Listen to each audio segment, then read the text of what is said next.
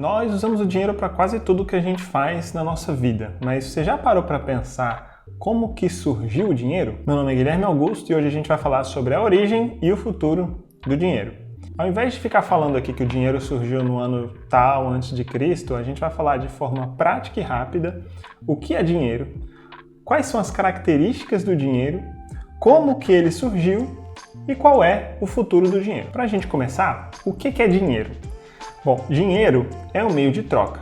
É uma forma que a gente desenvolveu ao longo da história de realizar trocas entre nós. Então, quando você quer comprar um lanche, você compra esse lanche com dinheiro. E quando você trabalha, por exemplo, você está trocando o seu tempo, a sua habilidade pelo dinheiro, porque aquele dinheiro tem uma utilidade para você depois trocar por outras coisas.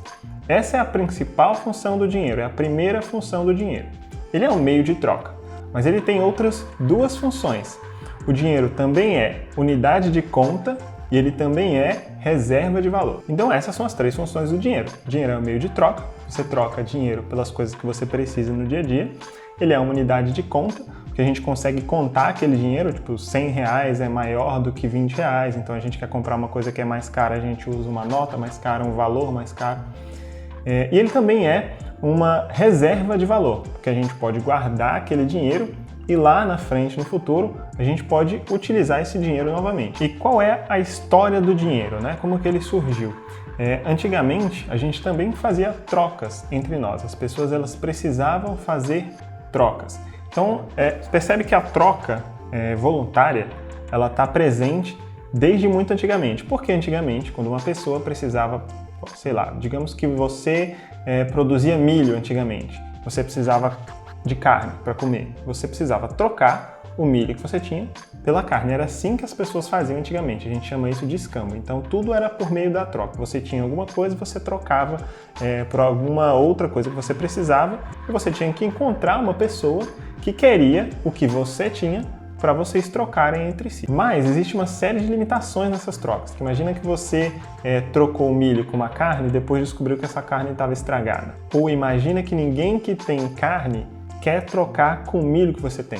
Então foi aí que eles começaram a desenvolver outras formas de se fazerem essas trocas, né? Existem vários relatos históricos que mostram para tempos muito antigos, China antiga, períodos em diversos lugares diferentes do mundo, onde as pessoas começaram a trocar coisas diferentes, né? Tipo, a gente tem relato de pessoas que trocavam conchas e aquela concha ela servia como meio de troca, então eu troco o meu milho por conchas e essas conchas eu vou comprar a carne.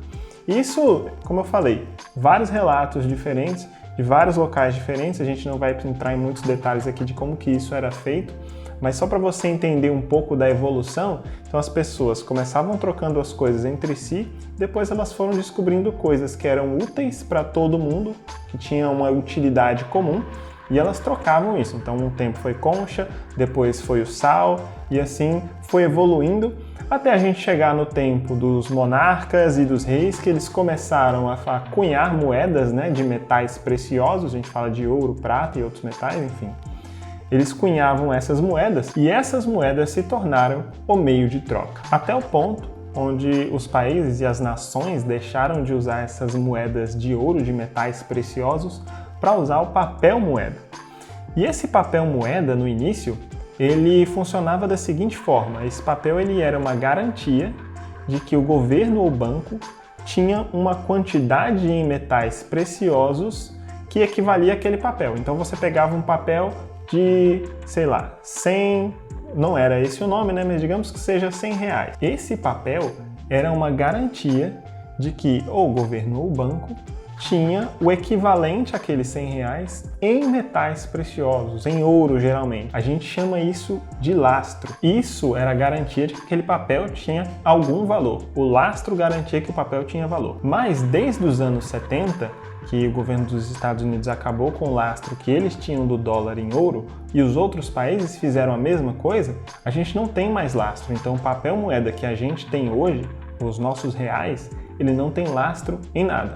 Ele é baseado unicamente na confiança que a gente tem no governo. O dinheiro que a gente usa hoje em dia, ele é quase todo digital.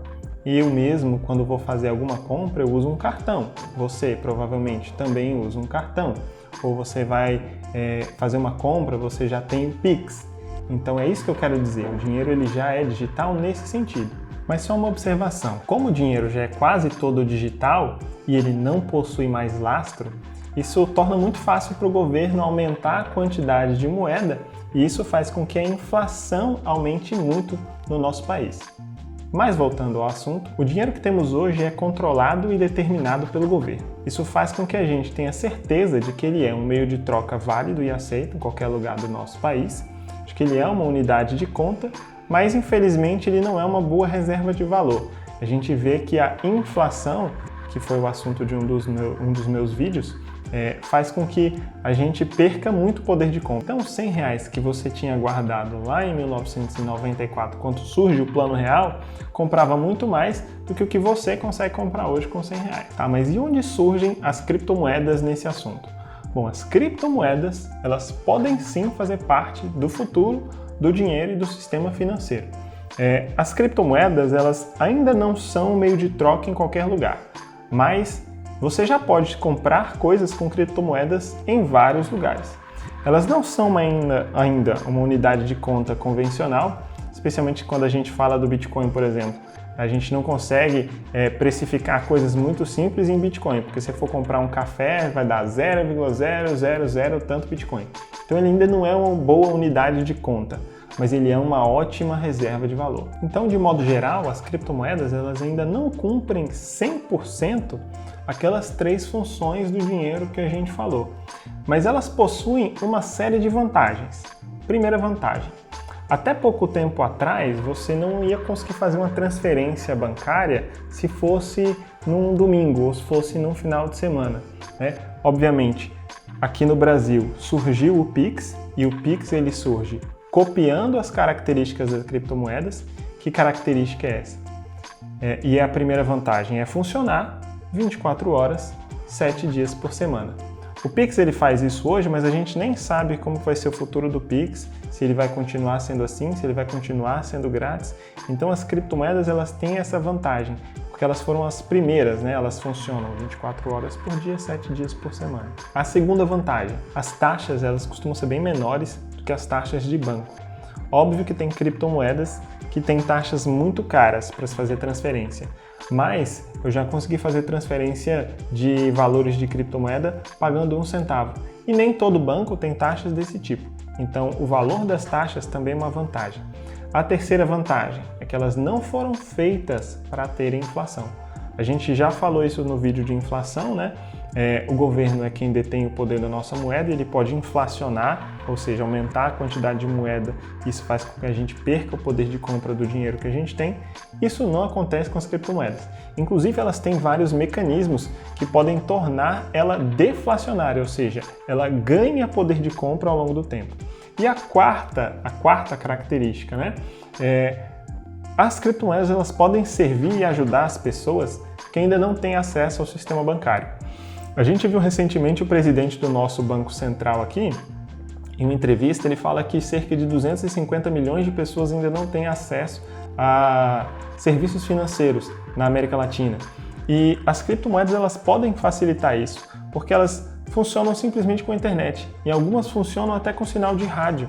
Então, as criptos, chegando nessas pessoas, elas podem tornar o acesso ao sistema financeiro muito mais fácil para essas pessoas. Hoje, o sistema de dinheiro emitido e controlado pelo governo, ele ainda funciona em conjunto com as criptomoedas, na maior parte do mundo, né?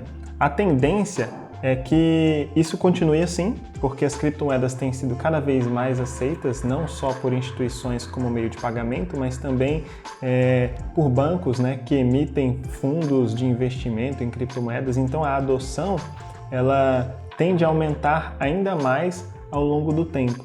A minha expectativa é que isso continue crescendo em conjunto, né? A gente continua usando o nosso sistema tradicional e ao longo do tempo as criptomoedas vão ganhando adoção, vão ganhando mais corpo e vão melhorando aquelas características que a gente já mencionou antes. Mas infelizmente eu acho muito difícil que o governo pare de inflacionar a moeda. Então, pelo menos como reserva de valor, as criptomoedas vão continuar sendo minha escolha pessoal. Bom, esse foi o assunto do vídeo de hoje. Se você tiver alguma pergunta, quiser comentar alguma coisa também, tá aqui a caixa dos comentários, você pode falar comigo e eu vou tentar responder rápido. Se você gostou do vídeo, deixa o like e se inscreve no canal para receber mais conteúdos como esse toda semana. Até mais!